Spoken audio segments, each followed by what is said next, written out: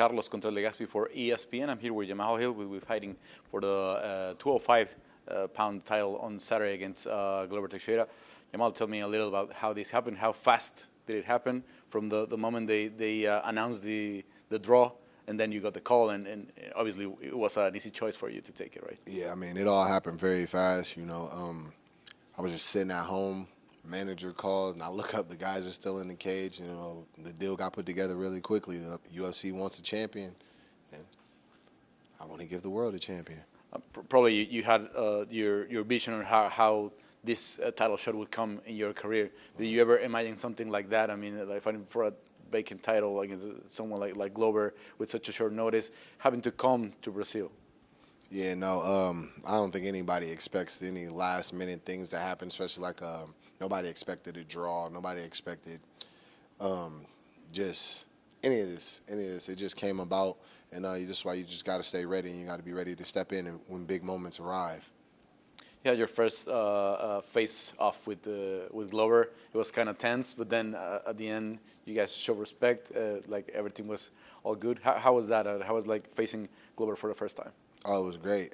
That's just what I wanted. We were already kind of doing the face-off thing. I wanted to get that real feel, get that real intensity, and look deep into his eyes and see what's really there. And everything I thought was there.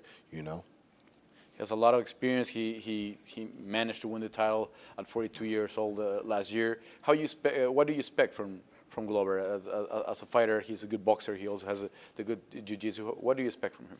I expect Glover to come out with all his tools sharpened and everything he has to come and retain gold. This is what we fight our whole careers for, and I'm looking for him to come and try to capitalize on the moment to the best of his abilities. So it's my job to come here in his hometown and take it from him.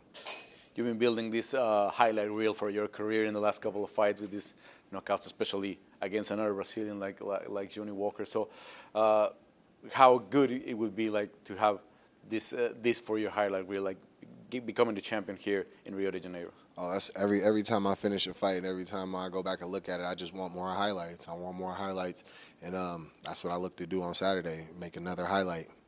What do you think of the rest of the contenders in the division? Because obviously we have GD that will be coming back at some point. Obviously the two guys involved in the draw, Jan and Magomed. So what do you think, or who you think should be the next in line?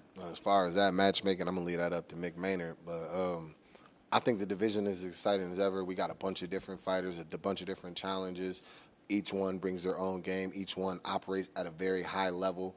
And I'm just excited for it. I came into this to not only secure a future for my family, but to test myself against the best, to test myself against different things.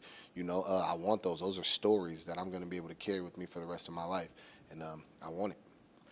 It's still the Dana White Contender Series has been bringing a lot of talent for the UFC. We'll still yet have to have a champion. So how big is that for you? Because it's been like the farm for the UFC talent in the last couple of years. Yeah, it'd be huge for me to become the first Dana White Contender Series champion. I remember thinking back whenever I got signed, because I feel like a lot of guys that came off of the show, even in the same season I did, were kind of looked at or probably touted or seen to be above me and things like that. So this just solidifies what I already knew. I'm the best to come off that show. How you been adapting to training here in Brazil? You will be fighting around 3 a.m. or between 2 and 3 a.m. local time. How have you been adjusting to that time schedule? Yeah, we're adjusting training to that schedule just to make sure I'm up, I'm alert, my body's ready to go. So yeah, it's just another challenge to overcome, and I'm excited for it. How are things with Anthony Smith? I know you were talking to him. You probably had a couple of sessions training together. So how are things with him? The way he took it, the way he offered to help you for this fight. Things have been great with Anthony Smith. Anytime I've come in contact with Anthony, anytime I've talked to Anthony or anything, he's always been like a brother to me. He's always looked out for me, guided me, answered any questions I had and things like that. And I really appreciate him. And yeah, it was great having him out. He came out, he shared some of his wisdom, some of his knowledge, some of his experience with Glover, and just kind of brought a good energy to the camp, made sure I was enjoying the camp. and things like that. And we went out, we had dinner together, and it was fun, things like that. And it was just a great time. It was just a really fun time in this camp for me. For those who doesn't know the history of your nickname, where is Sweet Dreams coming from? Sweet Dreams. So the Sweet Dreams originally came from, I was about 2010. I was fighting my first amateur fight, and I didn't have a nickname. So we were sitting, writing down, they had the paperwork, you fill it out, they asked for a fight name, and I'm like, I don't have one. I'm sitting here trying to think, and then the song, the Beyonce song, "You Can Be a Sweet Dream or a Beautiful Night," that came on, and one of my teammates was like, "You should be Sweet Dreams." I was like, you know what? Yeah. I put it down, and then I went in and knocked the dude out cold in like 42 seconds, so it kind of stuck from there. So it made sense, right? The universe provided it. Yeah.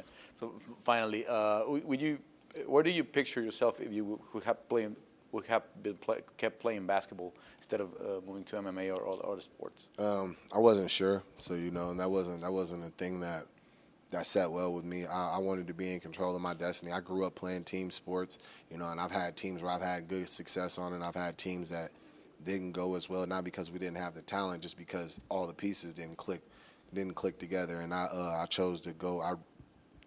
I chose to preferred the sport where the performance was on me. I love playing basketball. I love being part of a team. I love getting in with my guys and things like that. Even now, we still take a team approach to everything that we do. But whenever I'm in there and I'm in the cage, it's all on me. Well, Jamal, fans expect a great performance from you on Saturday and also a great fight, so hope we have it.